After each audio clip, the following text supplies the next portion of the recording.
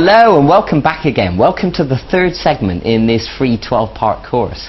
I hope you've enjoyed what we've done so far. I know it's been quite simple, but if you remember me saying, this free 12-part course is aimed at beginner guitarists. So, of course, I'm showing you the most fundamental things that you'll need to be able to progress quickly.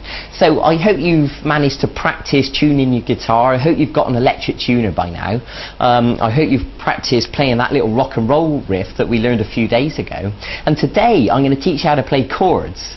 Now, in case you don't know what chords are, it's when you hold more than one note down on the guitar at once and you strum all the strings, like this for example.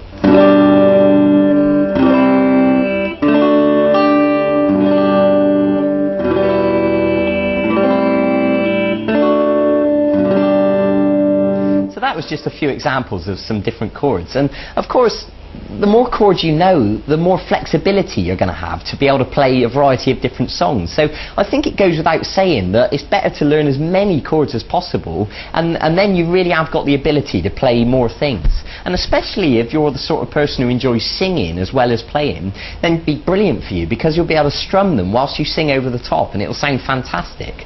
But I want to start today by showing you three chords to begin with. I'm going to show you an E, an A, and a D chord.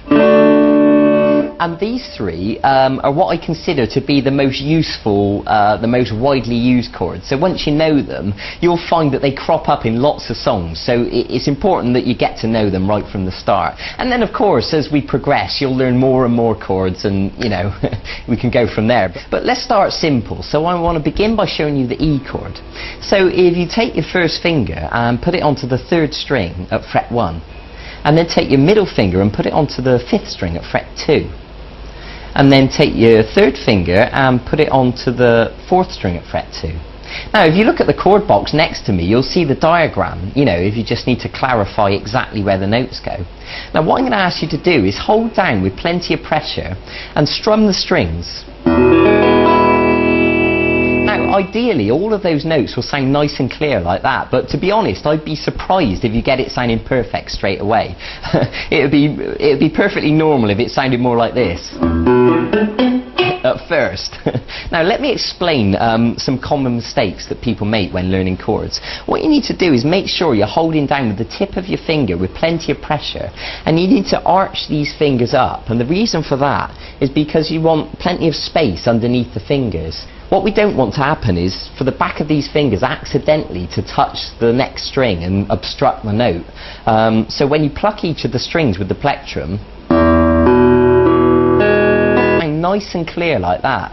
So if any of these notes sound incorrect, it's probably because you're accidentally touching one of the strings with the back of your fingers accidentally. Okay? So it might take a little bit of work and you'll need to shuffle your fingers around and get used to how to hold down the chord, but eventually you'll get it sounding nice and clear.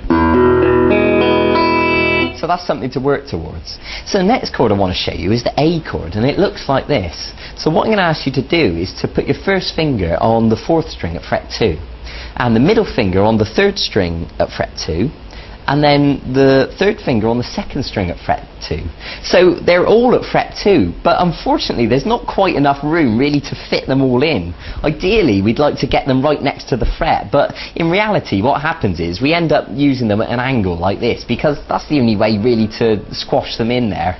And of course everyone's hands are different, you know, if you've got skinny little fingers then you'll probably find it easier. So look at the chord chart next to me just to clarify what notes we're holding down. Now with the A chord we're just going to use 5 strings, and what I mean by that is we're not going to pluck the 6th string, we're just going to pluck the 5th string downwards like this.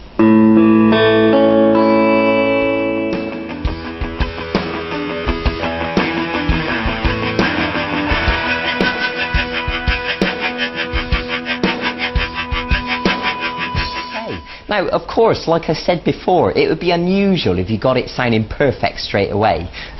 You know, what usually happens, the back of this finger on an A chord accidentally touches the first string. So what I want you to do is make sure that the first string is open correctly as it should be. And if it is, then brilliant. And just pluck those 5 strings again just to check it's okay. Okay, good. So now let's move on to the third chord I'm going to show you, which is the D chord. So if you put your first finger on the third string at fret 2. Now listen carefully to this, because some people get muddled up with this one. The middle finger goes onto the first string at fret 2, and then this third finger goes onto the second string at fret 3.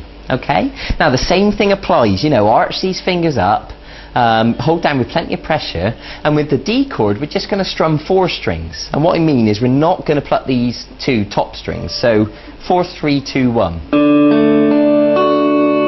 Okay, so what I'd like you to do now is to stop the video and practice each one of these chords. The E chord with all the strings, the A chord with 5 strings, and the D chord with just 4 strings.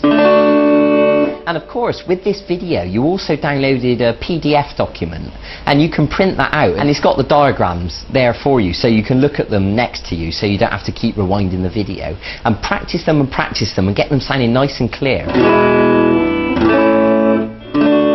Now, there's something else I want to tell you. You may have noticed my thumb sort of kind of hanging around here over the top of the guitar, and there is a reason for this. When we're strumming the A chord, for example, we don't want the 6th string to accidentally make a noise. So what I'm doing is gently touching it just a little bit with the thumb, and that's enough just to mute the note, so it stops the 6th string from accidentally making a noise. And then when you strum all the 5 strings, then you know you're only just getting the correct notes that you want. So that's the reason for that. So what you can do once you've learned these chords is put them into a bit of a sequence. For example, you could play the A chord 4 times, and then you could play the D chord,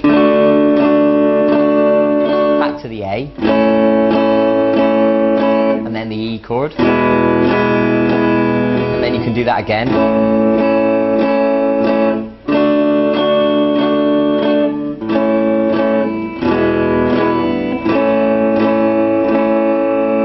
You can begin practicing changing from one chord to the other, and you'll find that you'll get quicker and quicker at changing from shape to shape.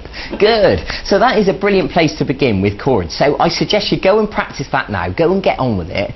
Get them sounding nice and smooth, nice and clean. Practice changing between the shapes, and I'll see you in a few days for the next segment of this e-course. And in the meantime, you can also go and look at the website and look at the archive, and you'll see all the songs that are there. And there's songs like Brown Eyed Girl by Van Morrison, which uses chords, or Oasis songs, or Jack Johnson, or a whole bunch of other stuff. So if you want to jump ahead of yourself a little bit, you can go and have a look and see if there's any songs you'd like to learn. That's fine by me. Okay, so go and get on with it. I'll see you then. Bye bye.